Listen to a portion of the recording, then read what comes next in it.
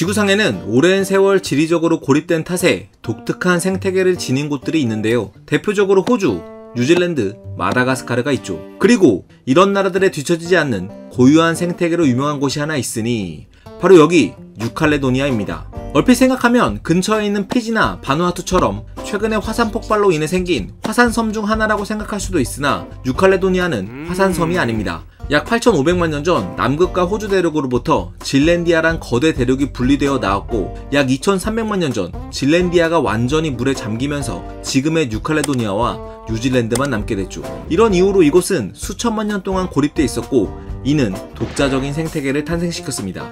뉴칼레도니아에서 가장 눈에 띄는 것 중 하나는 식물들인데요. 마치 아자수를 연상시키는 스페로프테리스 인테르메디아란 녀석은 나무처럼 보이지만 줄기가 자라면서 목질화 됐을 뿐 엄연히 포자로 번식하는 양치식물입니다. 일명 나무고사리에 속한 이들은 뉴칼레도니아의 고유종이자 높이가 최대 3m까지 자라는 현존 최대 크기의 양치식물이죠. 이들의 역사는 거슬러 올라가면 공룡시대인 쥐라기 후기, 못해도 6천만 년 전 신생대부터 시작돼 지금까지 명맥을 이어오고 있는 것으로 알려져 있습니다. 그래서 뉴칼레도니아의 풍경은 마치 공룡시대에 온 것 같은 느낌을 풍깁니다.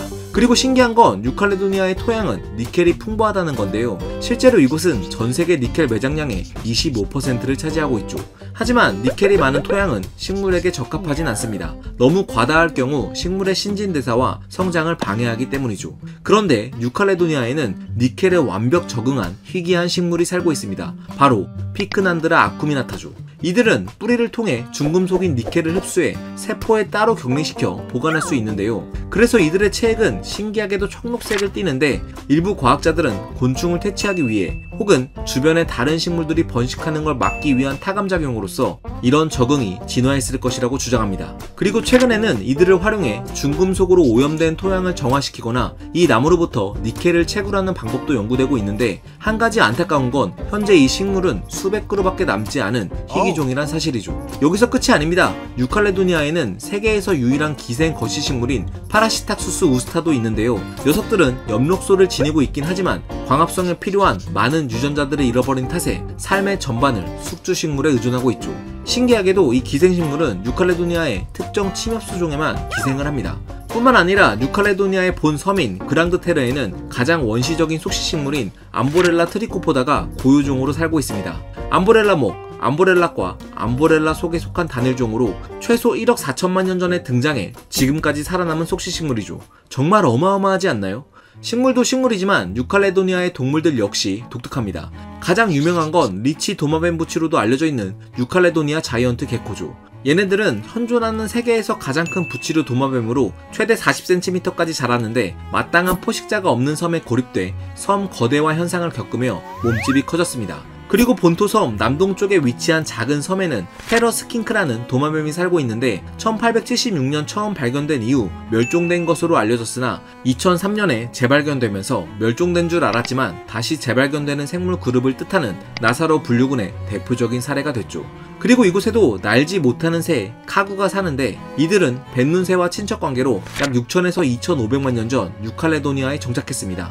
이들 역시 섬에 이렇다 할 포식자가 없었기 때문에 비행 능력이 퇴화돼 날지 못하게 됐는데 한 가지 특이한 건 카구는 다른 새들에게서는 볼 수 없는 콧구멍을 덮는 기관을 지니고 있다는 사실이죠. 이는 먹이를 찾기 위해 흙을 파헤칠 때 작은 토양 입자가 콧구멍으로 들어가는 걸 막아주는 것으로 알려져 있습니다. 카구는 뉴칼레도니아를 상징하는 새이자 멸종 위기종이기도 해서 뉴칼레도니아의 우표에도 그려져 있죠. 또 뉴칼레도니아의 새들 중에는 까마귀도 유명합니다. 특히 이곳 까마귀들은 도구를 사용하는 것으로 알려져 있으며 나뭇가지로 나무 틈새를 쑤셔 벌레를 잡아먹기도 하고 막대를 꺾고 연결할 줄도 아는 등 지능이 높아 많은 과학자들의 실험 모델이 되기도 했죠. 또 뉴칼레도니아에는 이곳의 고유종인 녹색 비둘기도 서식하고 있습니다. 한편 뉴칼레도니아의 유일한 토착 포유류로는 박쥐가 있는데 누벨칼레도니 꽃박쥐가 대표종이며 인근 바다에는 전세계에 4종밖에 남지 않는 앵무조개 중 한 종이 서식하고 있습니다. 정말 다양하고 신기한 생태를 지닌 섬 아닌가요?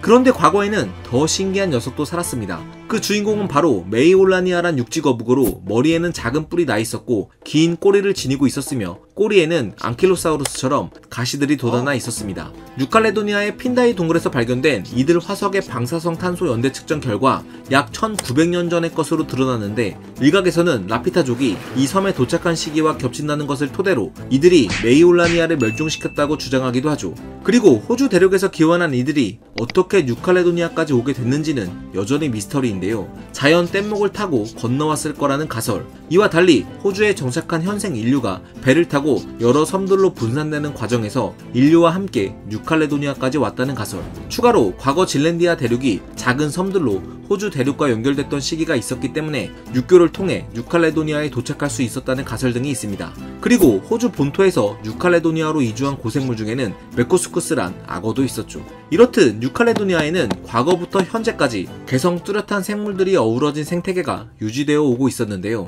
안타깝게도 최근 들어 이 고유한 생태계가 파괴되고 있습니다. 인간이 들여온 고양이나 개들은 카구 같은 이곳의 고유종들을 잡아먹었고, 앞서 말했듯 뉴칼레도니아의 니켈 매장량이 많아 채굴로 인한 산림 파괴가 자행되고 있죠. 태고적 신비를 간직한 섬 뉴칼레도니아가 그 모습을 잃지 않길 바라며 이번 영상을 마치겠습니다. 과학은 세상을 보는 창, 지금까지 과학 드림이었습니다. 감사합니다.